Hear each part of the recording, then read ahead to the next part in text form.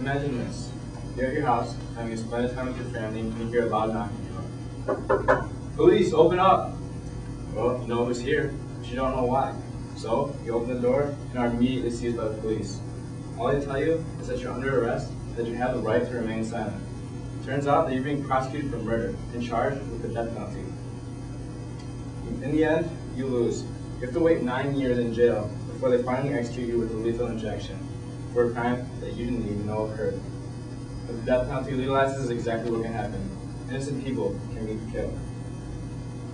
Now you may say, what about those who do actually commit heinous crimes? Well, according to my survey, about 42% of you believe that they deserve the death penalty. I'm not about to sit here and try and change your moral values, but I can tell you that the death penalty is less advantageous than you may have thought.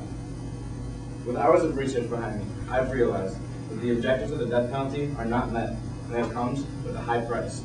I've also found that the solution, meaning abolishing capital punishment, is something that's not going to come easy, but rather something that can surely be achieved through the time and effort of the citizens of the United States.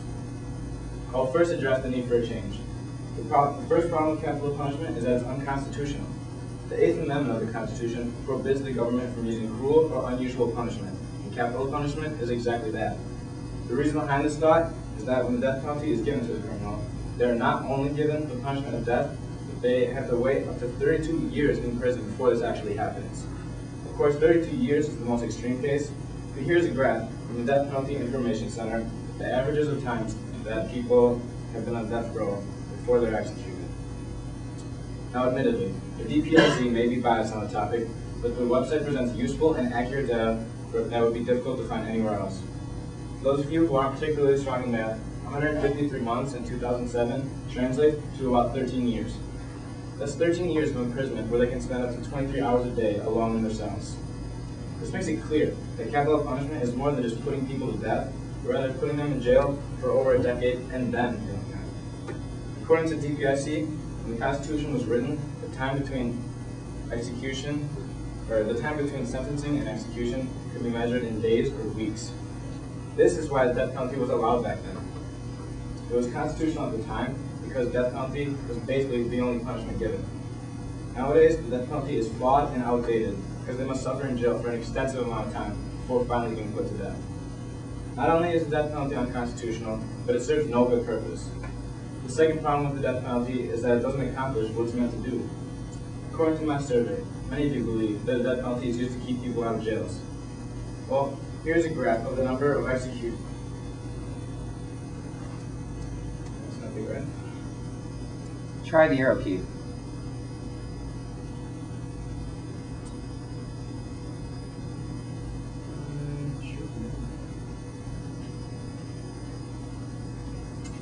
Okay, I don't have a graph. But according to my graph, there was about 50 people executed in 2009. So we kept 50 people out of jail in 2009. The United States has approximately 2,300,000 inmates in jail right now. That's 0.002% of criminals that we kept out of jail last year thanks to the death penalty. There are many ways to keep people out of jail, but capital punishment just isn't one of them.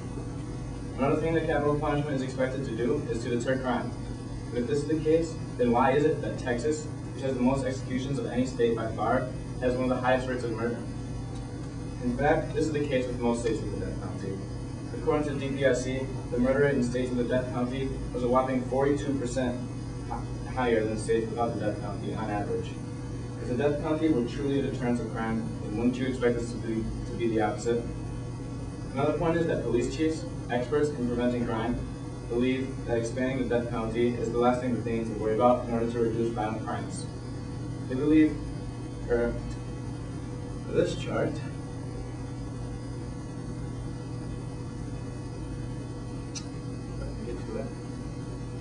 this chart shows that only 1% of police chiefs believes that expanding the death penalty should be their primary focus.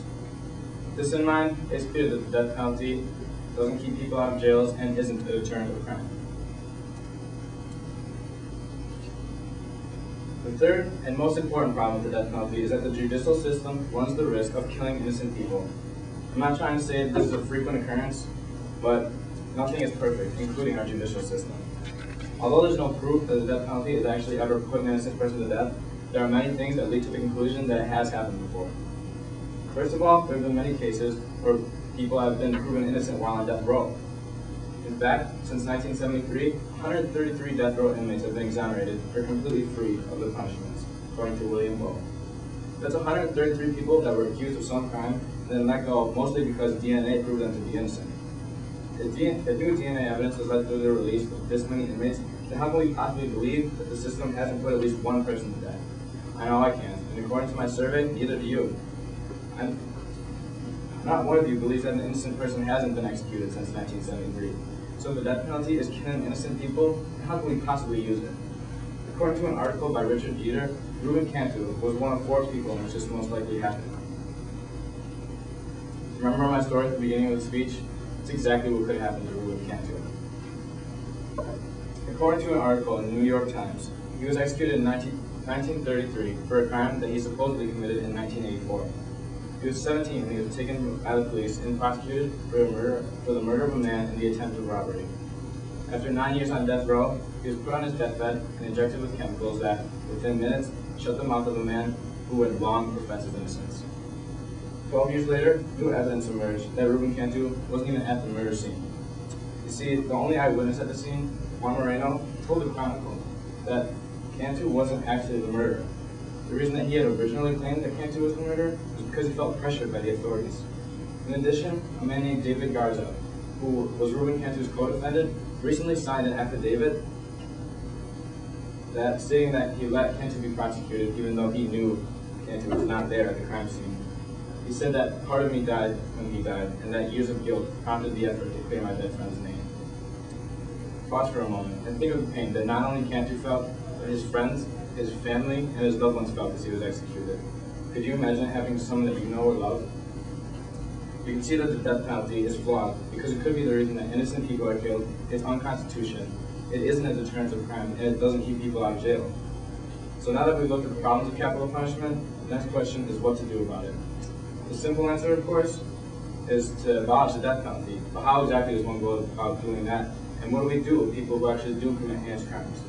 Well, first off, for those who actually do commit heinous crimes, the punishment that makes the most sense is life without parole. This means that they would be in jail for the rest of their life and would have no way of returning to the public. And as I stated earlier, the amount of people that actually do face the death penalty wouldn't even be enough to make a small difference in the current total number of people in jail. Now let's look at some options for abolishing the death penalty. The first option would be to have the federal government award states who abolish the death penalty with money to build roads, as they do with states that keep the drinking age 21. This seems like it would be a good plan, but it doesn't guarantee that all states would in fact abolish the death penalty.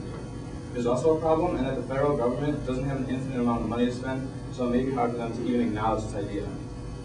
The second option would be to have the federal government declare the death penalty unconstitutional. This is the most reasonable option, because all states must abide by federal law, so this would completely eliminate the use of capital punishment in the United States. Because of the aforementioned reasons, the federal government would have a good reason to do so, and because there are alternatives, the change would be simple. Imagine a world where capital punishment was a thing of the past, where there was no worry of killing an innocent person, where we didn't have to rely on something so cruel in the attempt to deter crime. Capital punishment may eventually be looked at the same way we look at racial discrimination or the absence of women's rights. I hope that one day we can turn America from this, where we only have 15 states without the death penalty, to this. In conclusion, we've seen that capital punishment is problematic in many ways, and that the solution is a simple concept. It's time that the eye for an eye mentality has come to an end. According to Roger Hood, America and Japan are the only 2 advanced nations to actually use the death penalty on a yearly basis. So what does America see the death penalty that other countries don't? Using the death penalty could actually result in a decrease in the value of life, and therefore an increase in the number of murders. We now know that there are alternatives to capital punishment, such as life without parole. Putting someone in jail for life to ponder their wrongdoings is a strong enough punishment for any crime. So what exactly can you, as an American citizen, do about it? You can sign a petition to abolish the death penalty today. I found a website for you where you can sign a petition to abolish the death penalty, which is this website right here. All you have to do is click here to sign petition button at the bottom of the website and fill in some information that'll literally take you about 30 seconds. Make a difference in helping the United States of America be the country that the Constitution, a document that's as close to perfection as it gets, set the grounds for.